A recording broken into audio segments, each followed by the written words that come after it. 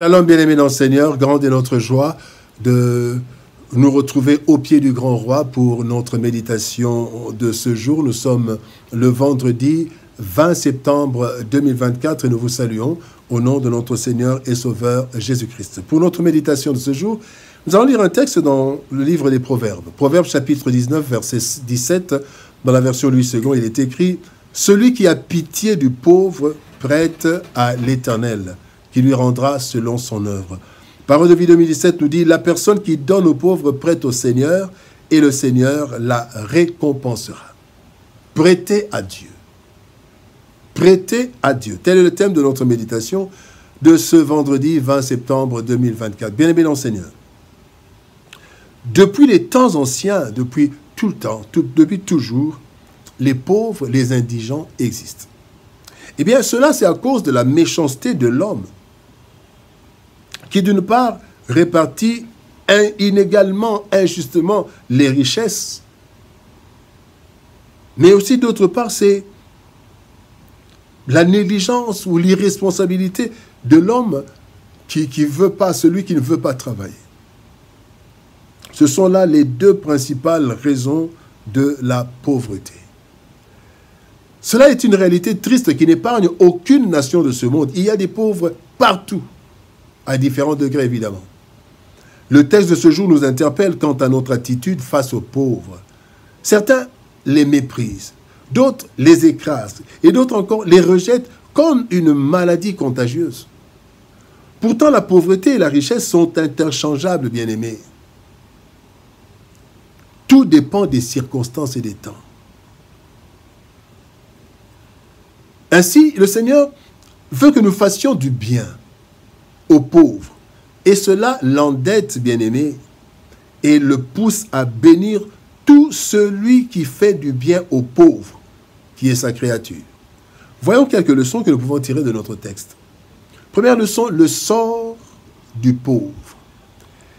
Proverbe chapitre 14, verset 31 nous dit « Opprimer le pauvre, c'est outrager celui qui l'a fait, mais avoir pitié de l'indigent, c'est l'honorer. » Dans ce monde matérialiste, le pauvre est déconsidéré et même opprimé. Cela n'a pas commencé avec nous. Le pauvre est vulnérable et les autres l'écrasent, l'exploitent. Bien-aimés, plusieurs textes nous révèlent ce traitement infligé aux pauvres. Nous en citons 3. Proverbe chapitre 19, verset 7, la Bible dit « Tous les frères du pauvre le haïssent. Combien plus ses amis s'éloignent-ils de lui ?» Deuxième leçon, Proverbe chapitre 19, verset 23, il est dit « Le pauvre parle en suppliant et le riche répond avec dureté. » Ecclésiaste chapitre 9, verset 16 nous dit « La sagesse du pauvre est méprisée et ses paroles ne sont pas écoutées. » Pourtant, le pauvre n'a pas nécessairement voulu l'être, pas du tout. Même si certains le sont devenus à cause de leur paresse, de leur irresponsabilité. Bien-aimés, le pauvre n'est pas nécessairement pauvre parce qu'il l'a voulu. Les temps et les circonstances, quand vous lisez Ecclésiaste chapitre 9, verset 11, vous voyez que les temps et les circonstances peuvent marquer la vie d'une personne sans que cette personne ne participe concrètement. Le deuxième point, parlons d'une attitude responsable. Proverbe 21, 13 nous dit « Celui qui ferme son oreille au cri du pauvre criera lui-même et n'aura point de réponse. » Nous devons nous interdire, bien-aimés, de mépriser le pauvre. Pourquoi? Parce que d'abord, les positions peuvent changer. Le pauvre d'aujourd'hui peut devenir riche demain, le riche d'aujourd'hui peut devenir pauvre demain. Le pauvre peut, bien-aimé, nous venir en aide, même sans argent. Nous voyons comment le riche était en train de supplier Père Abraham pour envoyer Lazare. Lazare n'avait pas une alimentation. Mais, bien-aimé, ce pauvre, le riche a voulu bénéficier d'un service. Et enfin, Dieu a une attention particulière, bien-aimé, à l'égard des pauvres. Nous lisons cela dans Zacharie chapitre 7, verset 10. Il est dit « N'opprimez pas la veuve et l'orphelin, l'étranger et le pauvre. » Bien-aimé dans le Seigneur. Le mépris du pauvre est le résultat de la méchanceté de l'homme. Deux vices que le Seigneur désapprouve. Au contraire, nous devons venir en aide aux pauvres, car nous devons aimer notre prochain, n'est-ce pas? Matthieu 29, verset 39. Et aussi, nous sommes des instruments de Dieu, des ouvriers de Dieu, et Dieu fait toutes choses à travers nous. Pardon, bien-aimés, du débiteur très solvable. Débiteur très solvable.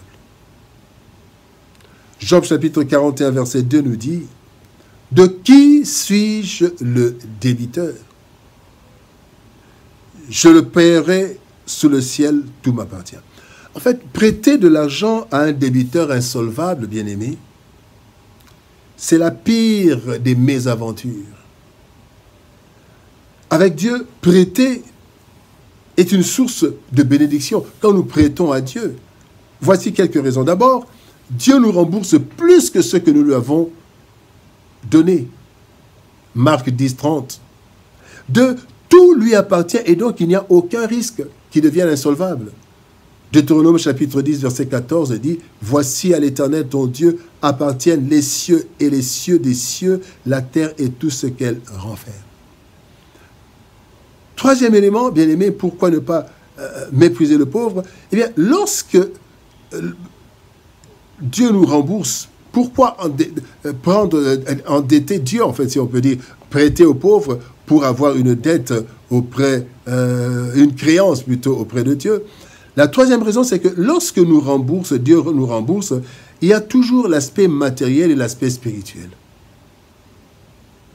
Troisième raison, quatrième raison, Dieu n'oublie rien.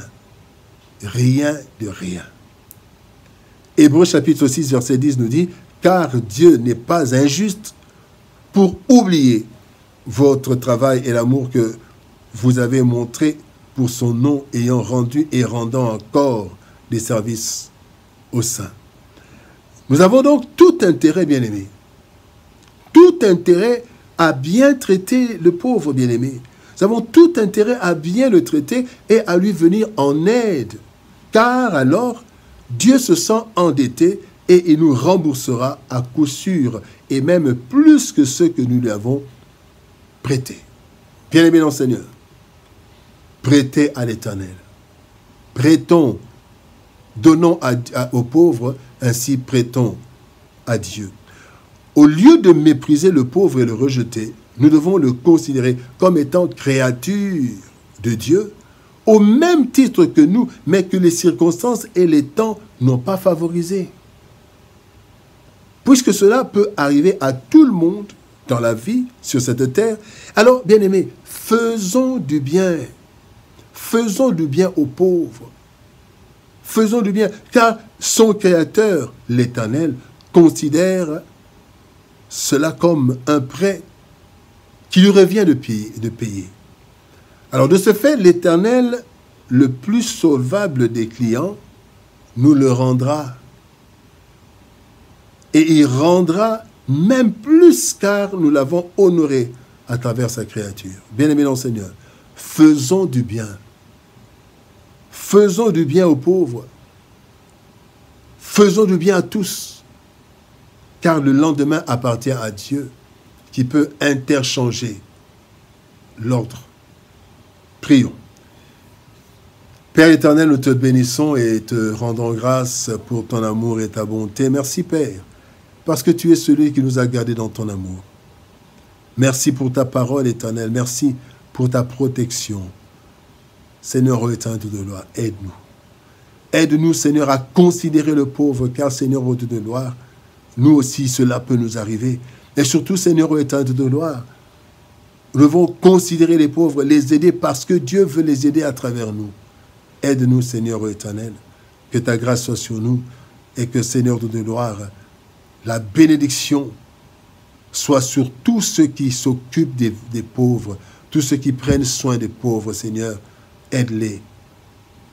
Au nom de Jésus-Christ, nous avons ainsi prié, Père. Amen. Bien-aimés dans le Seigneur, c'était votre frère et serviteur.